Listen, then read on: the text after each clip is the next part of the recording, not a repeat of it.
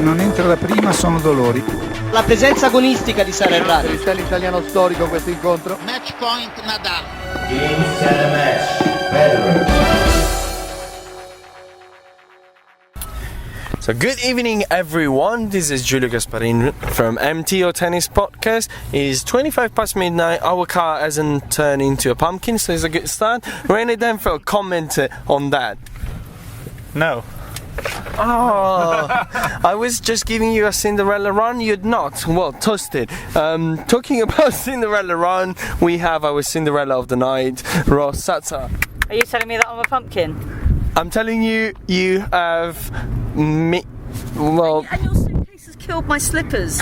Just carry on. Just carry on with tennis, Yeah. Julia. And they're not, Might be admittedly, better. they're not glass, but you know. nobody wants to play along with me, so yes, let's start with tennis.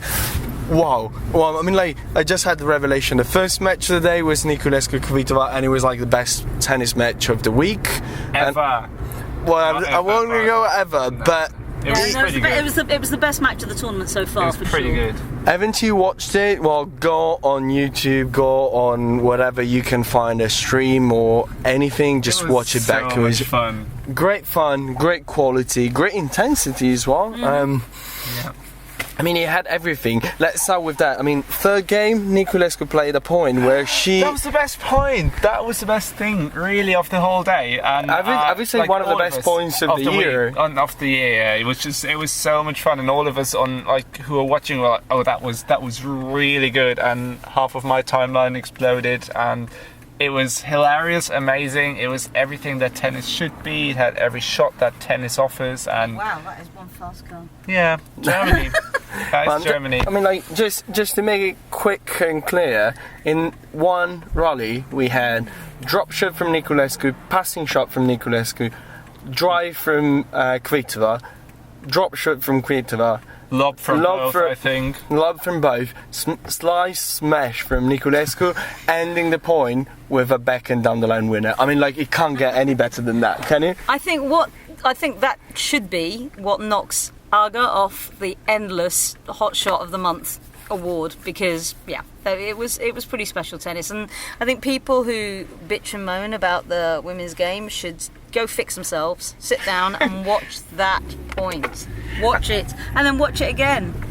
And then watch the rest of the match, because I mean, like, the first set was, as we said, Niculescu. I mean, like, Niculescu, yeah, just in the if house. she plays like that, top 10, like, absolutely. She can derail. It's not like, as she said, I don't hit winners. Well, not like Serena. Well, I do hit winners, but not like Serena. And she can. It's not like she hits anyone off the court, but she can absolutely derail everyone. And that's what she's doing so well, and that's what she did so well in the first set. Petra wasn't really a step slow, I thought, in the first set. Absolutely. Some of her serve and volley forays didn't quite hit the mark, particularly the one where one of the backhand volleys at the end of the second set was pretty awful, because it missed long and wide outside of the tram line. So, yeah, but overall, Niculescu played fantastic in the first match. Yeah, and I mean, like, and if you take it again, second set, Petra to win the second set, I mean, like, to take the 5-2 lead, she absolutely had to play perfect tennis. And you could feel that with the perfect tennis, she was just about over the edge of winning it. It's like not taking like massive advantage of it. So overall, great match. Niculescu had 3 match points. Unlucky. She said that she was a bit, I wouldn't say devastated, but you could see very disappointed. Really disappointed. I thought right at the start of the interview she was putting a pretty brave face on it. She looked a lot more gutted, and then as she started talking to us, she seemed to find her sense of humour that entertained us so much the day before. But I honestly think she's getting better, and like a lot of players who are sort of having another chance at stuff, whether injuries have put them out or they've been bouncing up and down the rankings. I think she's appreciating what she's getting more. She must be close to getting a seeding for a slam this year. Very close. She might miss out on Roland Garros, but she must surely get herself a seeding if she carries on like this for Wimbledon and for the US Open. And even for Roland Garros, she actually looks in pretty good shape because, as she told us today, she played really badly last year in Rome and Madrid. So she doesn't have any points to defend, and she's ranked 31, something like that. So if she gets a win or two. How many weeks out though? Isn't it 6 weeks out? So.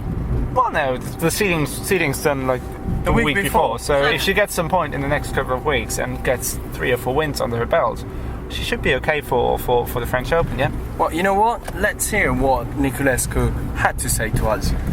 I'm very disappointed. Tough one. I would like to take the positive things, but it's not easy. Having again match point. But again, I played good. I think I'm closer to have a better ranking, and I have to stay positive and keep fighting. And unfortunately, today I had no luck. I think I played very well the match points, but she hit a net, and then I hit that great drop shot. She made unbelievable drop shot back. I mean, come on, it was purely, I don't know. You have to have a bit luck, I mean, that let, I served so good. I said, okay, now I'm gonna hit it. Doesn't matter what happened. And then she hit that let, yeah, I mean, happy about my performance. I mean, I think I'm getting closer to play these matches with these players. I think it's very good, but I'm missing something, and it's sad, and I'm disappointed, yes.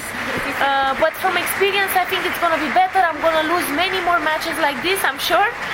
But I think I can be better, and I think I will. This year, I'm hoping if I'm healthy to be better. I can say to you that I played very aggressive, very strong. I went for the ball, just it didn't go my way. I think she played brilliant, because I served well, and then she hit that big return let. And then I played very good. I put that drop shot. It was unbelievable. And she found the only solution she could find, drop shot cross there. And then she went for it. She went at the net. Yeah, it's not easy. They are top 10 and they play different when it's important. And she stayed focused, calm. Maybe I was too, I don't know. But in the end, I think just top 10 can play like this. Positive, what can I do? I mean, I want to... Now I'm very disappointed, very. I don't know what to do. To run, maybe. Go and run 1 hour to forget. But I have to think positive. I mean, great match. I played well. I served better. I think I served much better than in Fed Cup and this period. And keep going and do like this. And who knows, maybe I will have luck and I will do something. If that was Niculescu, I think it's just about time we also hear from Petra. I started... I think too much. I was really trying to play too perfectly, and I was really trying from the first, just going for it, and it wasn't really paying off. I missed a lot, and I know that she can't miss. So that was really quick, the first set, and I was just trying to calm down a little bit and play like more consistently through the match, and in the end it was paying off, but it was really hard fight in the second, and I don't really remember that I won a match from the 3 match points, so it's maybe the first.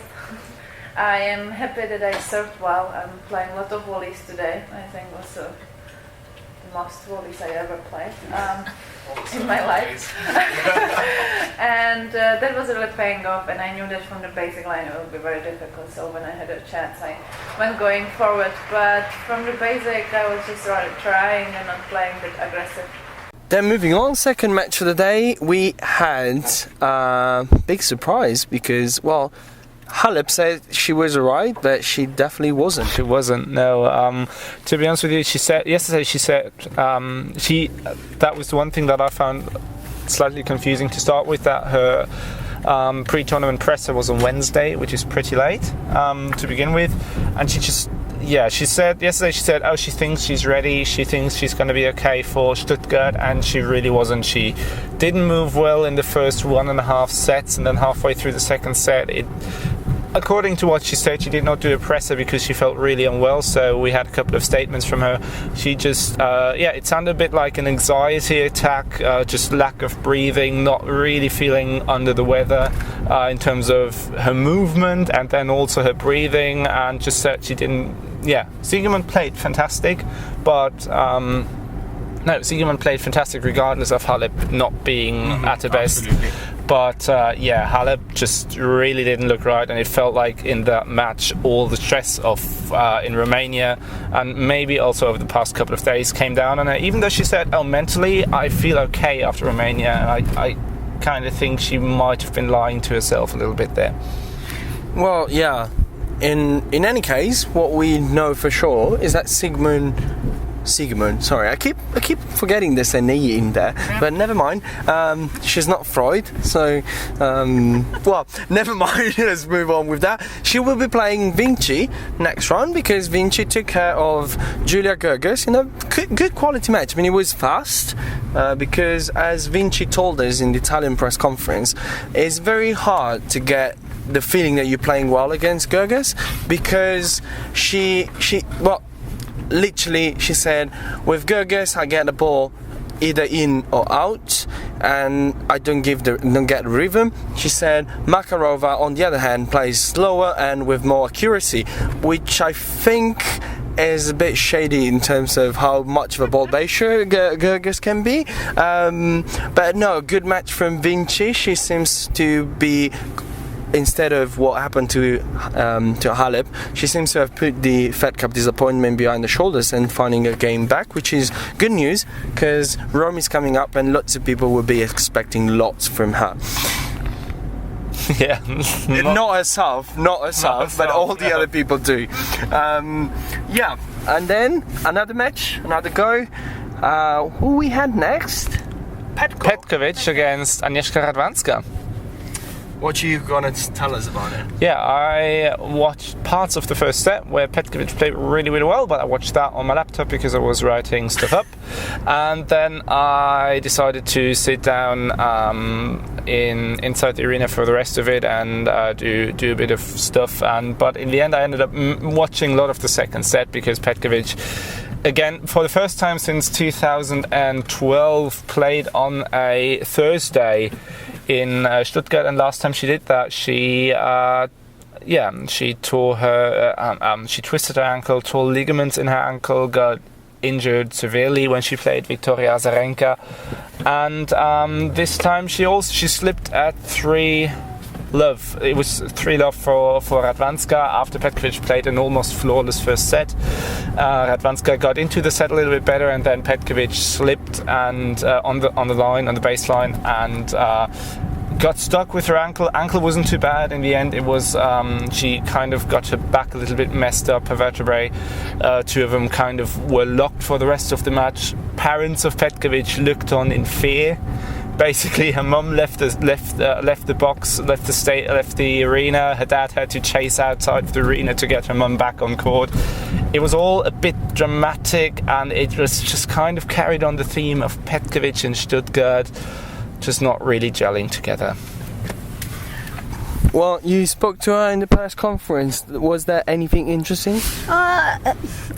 She was in surprisingly good spirits. I mean, I think the relief of not having hurt herself very badly, I think it was more of a sort of a shock to the system, and a bump did better for her. I think she's got quite a good sense of humour. I'd spoken to her in Eastbourne, and she said, the thing about grass is when you lose, you like to sort of go watch really sad movies and stuff. So we were able to sort of chat and laugh. But the funniest thing was trying to get her to give us a name of who's going to win. And she got all coy and was like, "No, if I say that, she'll get really annoyed." So yeah, she was cool. Who's going to win? Who's going to win Stuttgart this year? I don't have a good feeling. Now, if I don't say Andrea, she's going to be pissed at me. Well, she wants you to write. Can I say it off record? Yeah. Yes. Off record? Just later. Just. Alright. What were What are you reading this time? I'm actually reading a pretty similar thing right now. It's the Buddenbrooks from German Thomas Mann. version. Yeah, the German version of it. I don't know. This is Not quite. the April is my heavy literature month, I think. It's better than the sad French films when you lose on grass, though, right? Oh, but come on, they are really good. I watched actually where did I lose? Oh, when I lost in Australia, I watched Abu au Souffle or something. Cheerful. Yeah, that was very cheerful. I really like to self-destruct. It's one of my talents, my hidden talents, though. Excellent. Yeah, good to have. I love so. Yeah, I'm very annoyed about this because I was playing really well. I was playing